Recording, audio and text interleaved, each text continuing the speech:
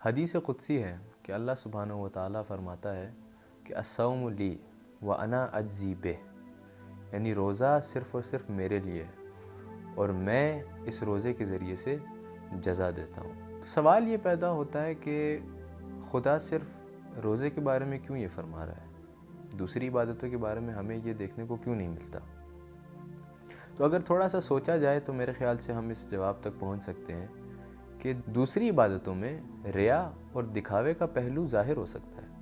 مثال کے طور پر ایک بندہ نماز پڑھ رہا ہے اور دوسرا بندہ آتا ہے اور اس کو دیکھتا ہے کہ یہ نماز پڑھ رہا ہے، تو جو نماز پڑھنے والا ہے وہ ممکن ہے کہ اپنی نماز کو آہستہ کرے تاکہ اس کو دکھا سکے کہ میں کتنا بڑا عبادت گزار ہوں، یا حج ہے یا زکوٰۃ ہے۔ ان عبادات میں یہ ظاہر ہو سکتا ہے کہ انسان دکھاوے کے لیے کر رہا ہو، انسان ریا کے لیے کر رہا ہو، لیکن روزے میں اس طرح سے نہیں ہے۔ جب انسان روزہ رکھتا ہے تو کسی کو پتہ نہیں ہوتا کہ اس نے روزہ رکھا ہے، اور وہ کسی کو دکھا بھی نہیں سکتا کہ میں نے روزہ رکھا ہے۔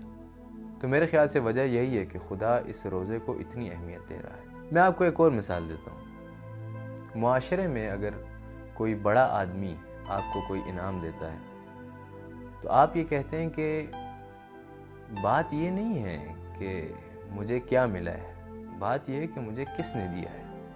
اور یہاں پر اللہ کہہ رہا ہے میں خود ڈائریکٹلی دوں گا اس کو جزا، یعنی اللہ ڈائریکٹلی روزے دار کو جزا دے گا۔ تو اس بات سے روزے کی اہمیت ہمارے لیے ظاہر ہوتی ہے کہ یہ کتنی بڑی اہمیت کا حامل ہے۔